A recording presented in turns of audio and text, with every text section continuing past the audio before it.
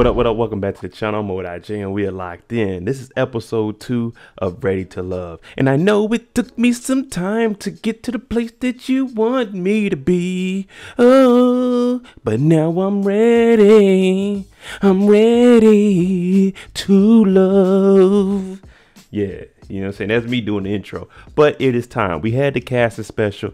Now we get all 10 of the women, all 10 of the men, and we bring them together. But before we get into this episode, shout out to the notification gang. If you're new to the channel, you want to be a part of it, hit the subscribe button, turn on your notification bell so you get something every time I upload. Hit that like button. It's the easiest thing you can do. Now, we've seen all 20 of the cast members, their little casting special, and seen what they wanted. But now we get to bring them together and they get to make these connections. So let's jump into it. This is Ready to Love, season 5, episode 2. The first gentleman we have show up is Carrington. Now, if you remember Carrington, he said he's looking for an alpha female. He doesn't know if he wants to be married or not, but he's here to make these connections. So let's see who the first woman is that he's going to get to meet.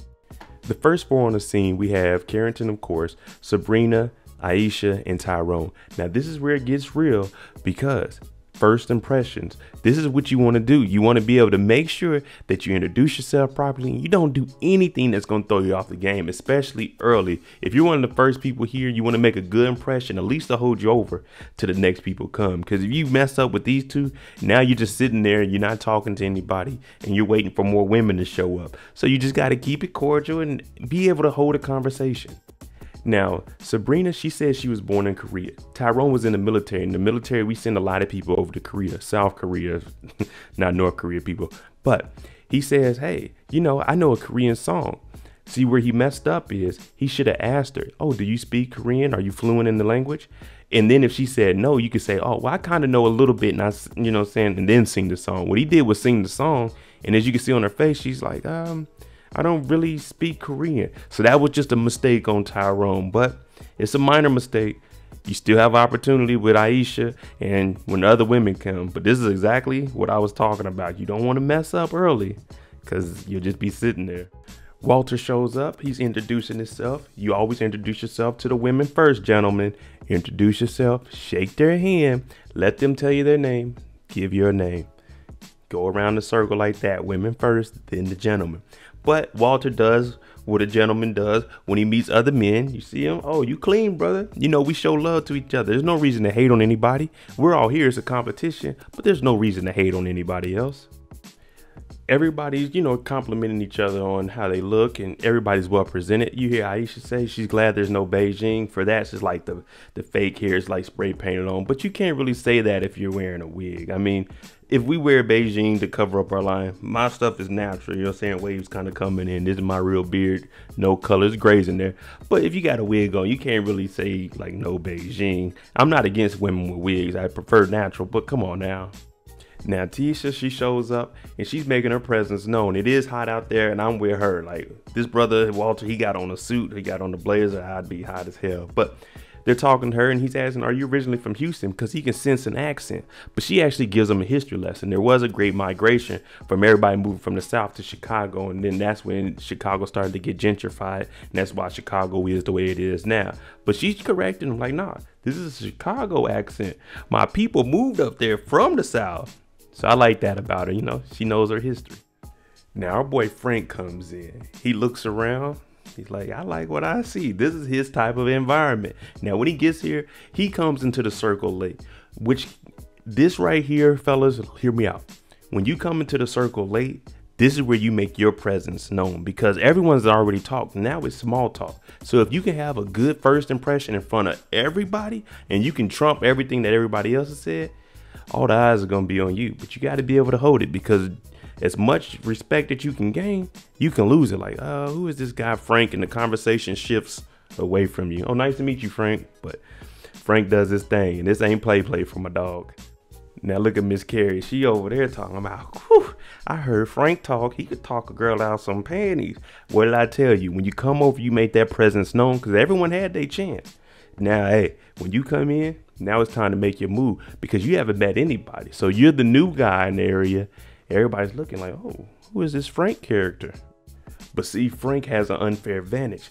since he owns a beverage and he's a bartender, he talks to people. He talks to beautiful women all the time. He talks to men that have money because he's serving them. He does this, so he has the best of both worlds. He knows how to socialize. He knows how to make connections with the gentlemen, you know, for business matters.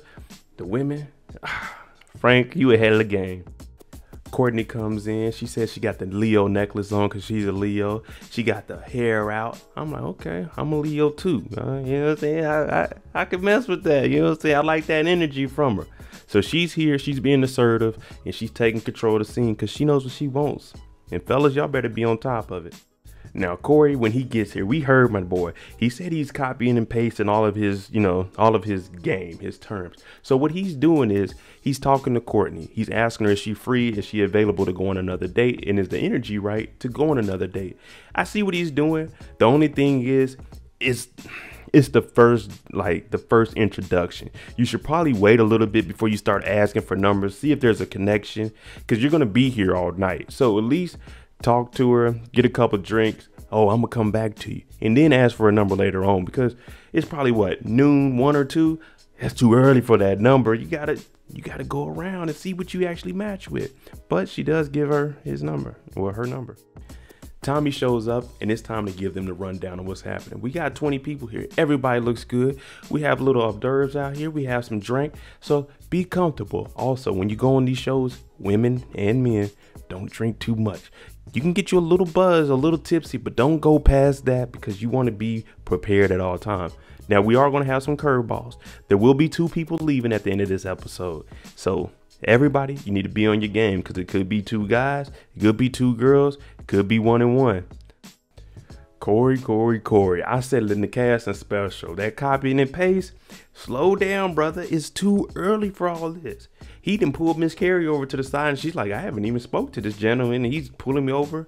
He's talking about, are you free on Friday or Sunday? I mean, I understand what he's doing. It's a numbers game. If I get 10 numbers, 2 or 3 of them is going to hit me back. And that's better than nothing. But it's too early for this. You haven't even built a connection with anybody. So this might backfire on him. Keratin, he's sitting with Tisha and they're talking, but for him, it seems like she's asking the same question over and over, but just differently. He's answering them, but it's kind of like an interrogation to him. So you can tell his vibe and energy with this. This isn't really like something he wants to sit here and do it. One, is hot outside. And if you're going to keep asking me the same questions over and over, at least let's go into some AC. But I don't think that this connection between Keratin and Tisha is going to work. Cornelius and Camille, they're talking and they hitting it off. They're both attracted to each other. That's a no-brainer. Now, Camille, she's already joking around talking about, I got me a boyfriend. We gonna make a beautiful black baby. Now, I don't know if my boy Cornelius knows this or not, but hey, you locked up early. So they're doing a little playful joking and stuff. And when you can get them to smile and laugh, that's when you know you're doing something right. And Cornelius is playing it good. He's like, you want me to go over there and try this stuff and let you know how it is? Pretty much he's like, showing protective. I'm gonna go over there. If it's safe, then I'll bring you back something. If it's not, I'm gonna leave it there. I tried it so you didn't have to. So these two, they're hitting it off early. And that's what I was saying with Corey. You got to make a connection. He's not asking for the number right now. He's just building that connection. And later on this evening, when they link back up, you know what? Before we get out of here, do you mind if I get your number? It's easy like that. But hey, you ain't got to take my word for it. Tyrone and Libba, they're talking. Now, Libba, she says she's rusty in the game. She got married at 21 or 19 and divorced at the 20-year mark. So she hasn't been in the game. She's 44, so that means she was divorced about 39. So it's been about 5 years. They're just talking about where each other live. Both of them, they kind of seem, timid and kind of stiff when it comes to this relationship. You can tell that neither one of them really been interacting with the opposite sex as much as they probably should have at this age. Lamont and Shiloh, they're over here talking. Now, Lamont, he does the open mic, he's spoken word, but he's kind of timid here. He's sitting here and he doesn't, hey, relax, my brother. Ask her to have a seat. If you don't feel comfortable standing up, because when you're standing up, it feels like everyone's looking at you. Sit down, relax, you know what I'm saying? Unbutton the blazer a little bit, relax, and just have a conversation with you. She's not asking anything too hard. That's the thing. You got to be comfortable. And this goes for men and women. When you're in that conversation with the opposite sex, you got to be comfortable so you can answer the questions and be able to have at least 2 or 3 questions to ask, because no one wants to do all of the talking. A lot of people, when they hear themselves doing a lot of talking like I'm doing right now, they try to cut it down. Some people like to hear themselves talk, but just be comfortable when you're talking to the women. Walter's talking with Tisha. I think that's how you say it. But she first off says, hey, are you crazy because that's why you're single? Ladies, don't do this, because some of us, we actually had a trauma in our life. And he explains that he wanted kids with his wife and that she passed from cancer a year after. Now, she's looking at like, oh, I'm sorry. But I mean, that happens. You know, you don't know what the vibe is. But I always say, I come at somebody and I try to do a joke or something. So I see what she was doing to try to lighten the mood. And that's all right. But sometimes it may not work like you plan. But they get past it. He answers the question because he's a level-headed gentleman. And that's how you keep it moving.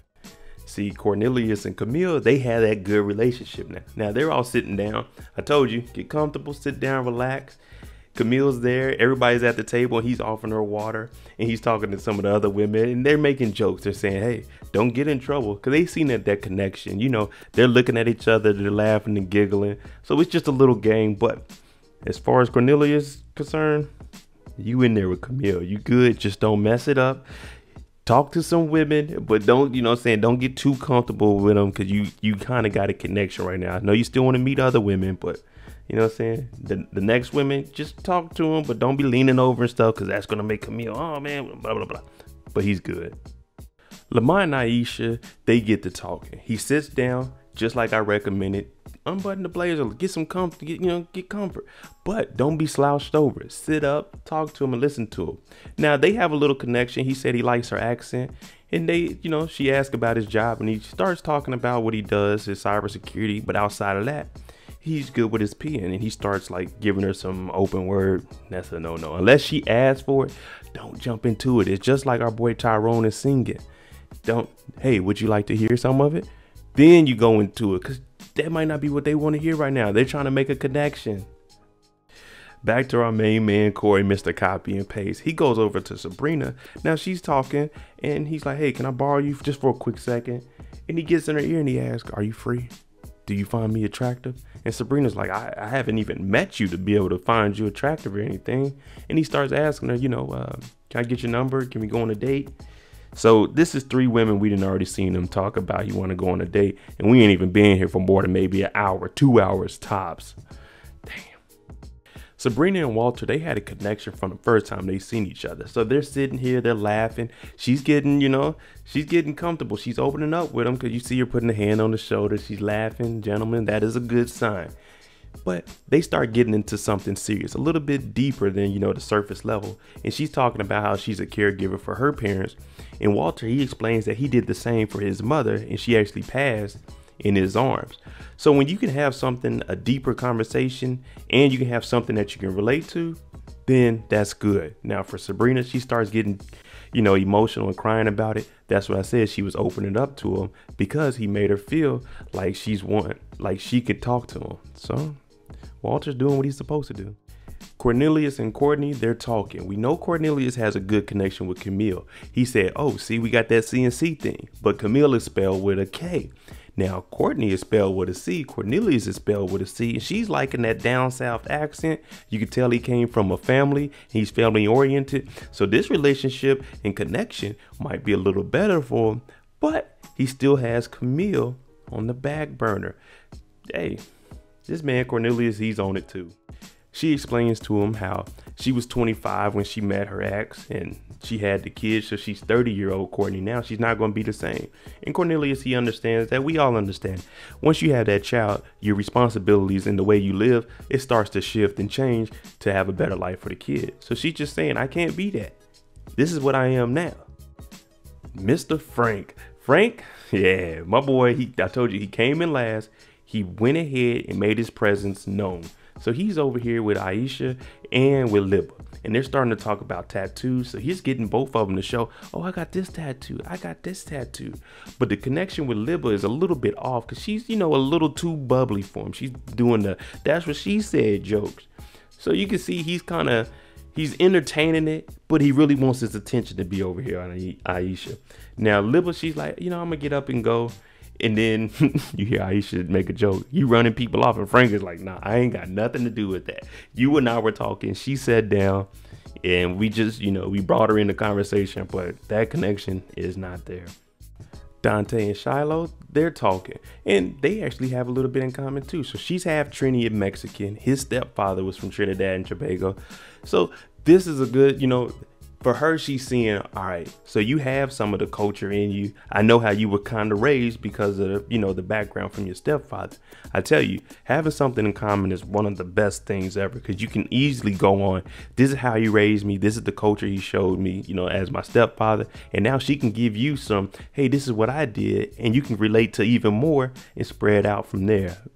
I think this, this connection might work. Corey, it's time for you to explain yourself. We have all the women together and they're all saying, yeah, I'm supposed to go on a date with Corey on Friday. Oh, I'm supposed to go on Saturday. Oh, I got Sunday. And Corey, he's kind of caught up. Even Muming, I'm sorry if I'm pronouncing that wrong. She's like, yeah, I think I'm supposed to go on a date with him Friday.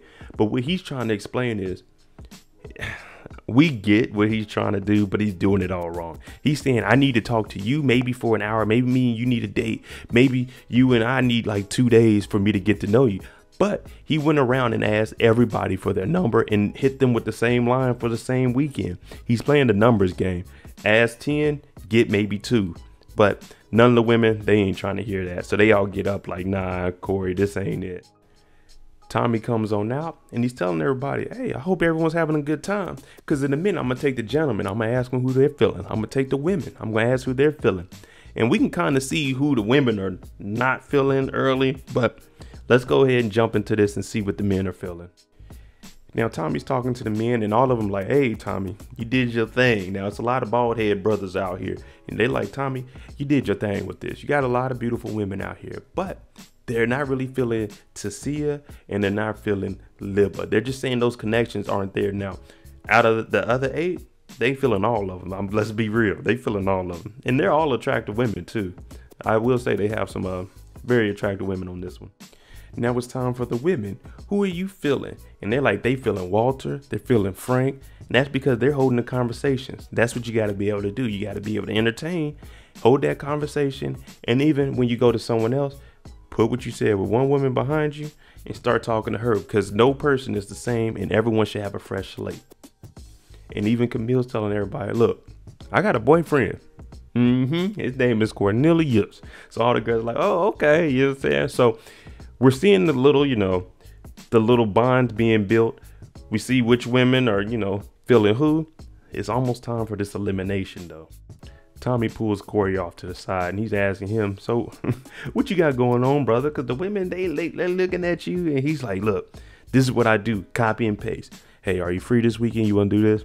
Now, it's all right to have the same line, but come on now. You can't use it on the same women that know each other. Now, if you out and about, you see a woman here, you see a woman here. They don't know each other. But all these women, they're here for the show. They're going to talk. So he's just saying that's not what I'm accustomed to. Now it's time for the elimination. And the first 2 gentlemen that are up for elimination is Lamont and of course Corey.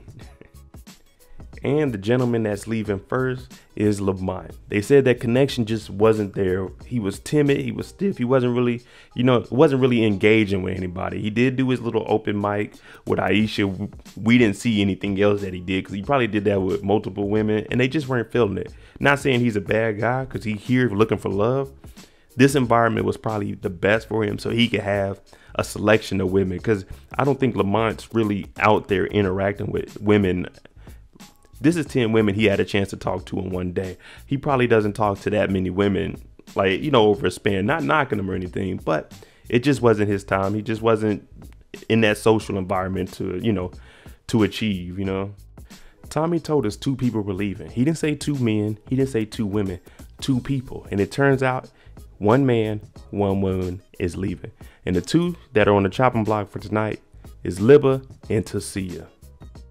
And unfortunately, it's Libba that has to leave. Now, she didn't have really any connection. You seen when Frank was talking to her, it was kind of awkward. He was there, he was listening to her, but it wasn't really a conversation like, all right, nice to meet you. He wasn't disrespectful. He was engaged with her, but nobody was really feeling it with her. She was too bubbly and she had to go.